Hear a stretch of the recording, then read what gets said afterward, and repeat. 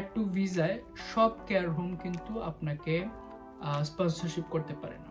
আমাদের south Asia রিজনের মানুষ যেখানে যাবে সব জায়গায় একটা শ্রেণী থাকবে যারা কিভাবে অন্যকে মেরে নিজে বড় হতে পারে সেই সুযোগ সুবিধা খোঁজার চেষ্টা করে।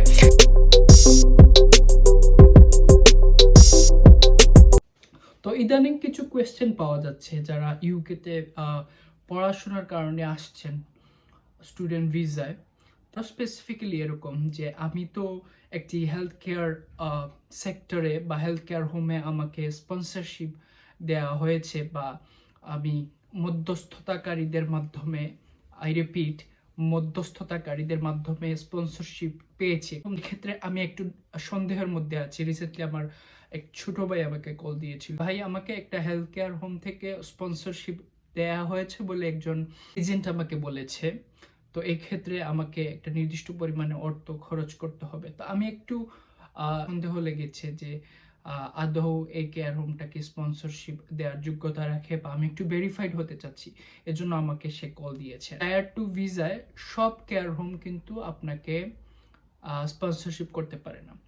ওভারসিজ অ্যাপ্লিকেন্টদের ক্ষেত্রে নির্দিষ্ট কিছু সংখ্যক হেলথ কেয়ার সেক্টরের কেয়ার হোম আপনাকে স্পন্সরশিপ করতে পারে বা স্পন্সরশিপ দিতে পারে। যথেষ্ট পরিমাণে হেলথ কেয়ার হোম ইউকেতে আছে যারা আপনাকে স্পন্সরশিপ দিতে পারে।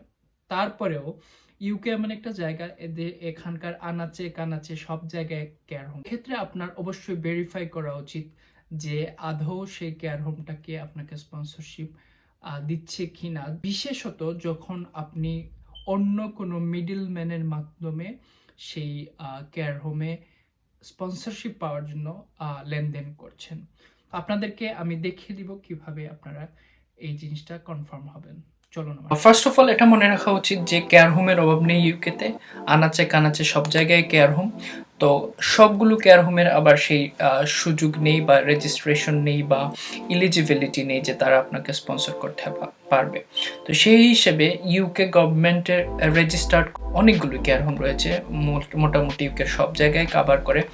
তো এই যে এমপ্লয়ারগুলো আছে, এই যে কেয়ার হোমগুলো আছে, তারা মূলত ওভারসিজ যে অ্যাপ্লিকেন্ট আছে, যে কারোর ক্ষেত্রে যারা টায়ার 2 হেলথ কেয়ার সেক্টরে যেতে চান, তাদেরকে ইউকে গভর্নমেন্টের যে ওয়েবসাইট আছে, অফিসিয়াল ওয়েবসাইট, সেই ওয়েবসাইটে গিয়ে আপনার যে কেয়ার হোম যেটা আপনাকে আপনি মনে করছেন যে আপনাকে একটা কেয়ার হোম স্পন্সর করছে, বা বাংলাদেশ বা ভারতের মানুষ তো পৃথিবীর সব জায়গায় হচ্ছে মধ্যস্থতাকারী, সহজ বাংলায় বললে দালাল, এদের চক্করে পড়ে যদি আপনি মনে করেন আপনি সন্দিহান আদৌ আপনাকে এই কেয়ার হোমটা কি আপনাকে স্পন্সর করছে কিনা, সেটা আপনি ডাবল চেক করার জন্য ইউকে গভর্নমেন্টের সেই অফিসিয়াল ওয়েবসাইটে যেতে হবে।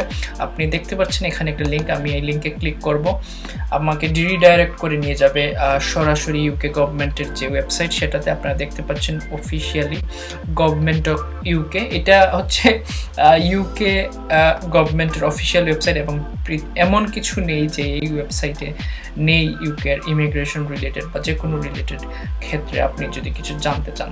তো লং স্টোরি শর্ট করি, দেখুন আপনারা list of tier 2 employers in the health care sector categorized by region and the industry sector. So industry sector এবং রিজিয়ন বা অঞ্চল ভেদে এখানে ক্যাটাগরাইজড করা হয়েছে, এবং প্রত্যেকটা হেলথ কেয়ার হোমের নাম দেয়া আছে এখানে যারা কিনা আপনাকে স্পন্সর করতে পারবে। তার মানে হচ্ছে এখানে আপনি যে লিস্টটা দেখতে পাচ্ছেন, সেই লিস্টে যতগুলো নাম আছে সবগুলোই আপনাকে স্পন্সর করতে পারে তাদের এমপ্লয়ার হিসেবে এই কোম্পানিগুলো। তো এক্ষেত্রে যদি আপনি মনে করেন সরাসরি এই কেয়ার হোমগুলো থেকে আপনি অফার পাচ্ছেন বা কস্ট পাচ্ছেন, তাহলে নিশ্চিত থাকতে পারেন যে আপনার ক্ষেত্রে এটা সমস্যা হওয়ার সুযোগ নেই।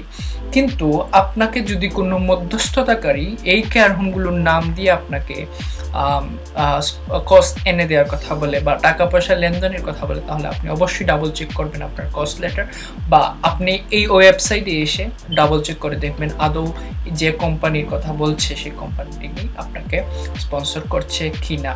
ঠিক আছে।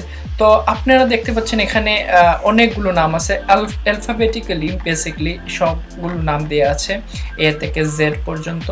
So suppose for an example, এখানে তো অনেক বড় একটি তালিকা, খুব সহজে আপনি আপনার যে কোম্পানি আপনাকে স্পন্সর করছে বলে আপনি জানেন, আপনি খুঁজে বের করতে পারা এক ডিফিকাল্টি হওয়ার কথা। অনেকগুলো নাম এখানে সারা ইউকে কভার করছে।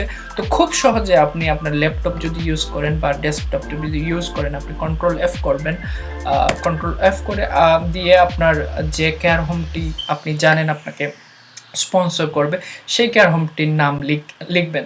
তো মনে করি আমি ক্যামব্রিজের একটি কেয়ার হোম আমাকে স্পন্সর করছে, আমি এখানে ক্যামব্রিজ লিখব।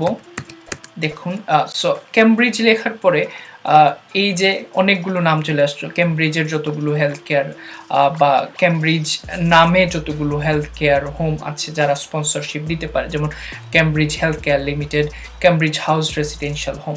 সাপোজ ফর অ্যান এক্সাম্পল, আপনাকে একজন বিশ্বস্ত দালাল আপনাকে বললেন যে একটা কেয়ার হোম থেকে আপনাকে স্পন্সরশিপ এনে দিবেন, এক্ষেত্রে তিনি টাকা পয়সা কিছু আদান প্রদান করতে চান আপনার সাথে। খুব স্বাভাবিকভাবে পৃথিবীর যেখানেই যাবেন, ভারতীয়, বাংলাদেশি, আমাদের সাউথ এশিয়া রিজনের মানুষ যেখানে যাবে সব জায়গায় একটা শ্রেণী থাকবে যারা কিভাবে অন্যকে মেরে নিজে বড় হতে পারে সেই সুযোগ সুবিধা খোঁজার চেষ্টা করে। তো হেলথ কেয়ার সেক্টরে ইদানিং এটাই আমি দেখছি, অনেকের সাথে প্রতারণা হচ্ছে, বিশেষ করে আমাদের বাঙালিদের সাথে আমি দেখছি যারা কোনো মতে এখানে টিকে যেতে চাচ্ছেন। So suppose for an example, দালাল সাহেব বললেন রুহেল নামে একটা কেয়ার হোম আছে, রুহেলস হোম সাপোজ।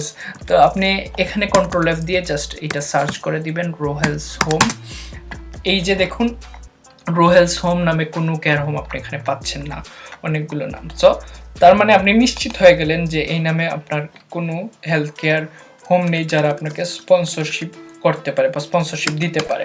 একটা জিনিস মাথায় রাখবেন, এই যে এখানে লিমিটেড যে কোম্পানিগুলো দেখছেন, আপনারা খুব সহজে দেখতে পাচ্ছেন, আমি মার্ক করলাম। এই যে ধরুন এই যে মার্থা ট্রাস্ট হেয়ারফোর্ড লিমিটেড, এই যে লিমিটেড যে কোম্পানিগুলো, এগুলোর আবার শাখা প্রশাখা বিস্তৃত আছে, হতে পারে বিভিন্ন জায়গায় এদের আবার মানে সাব কেয়ার হোম আছে, ঠিক আছে।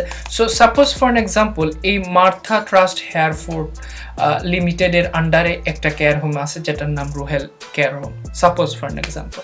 এই ক্ষেত্রে আপনি কি করবেন, বাট দ্য পয়েন্ট ইজ, নাম যেটাই হোক, যে নামেই এই কেয়ার হোমটা থাকুক, যদি আপনার কস্ট লেটারে, আমি আবার বলছি, যদি আপনার কস্ট লেটারে এই মার্থা ট্রাস্ট হেয়ারফোর্ড লিমিটেড এই কোম্পানির নাম থাকে, ডাবল চেক করে নেবেন।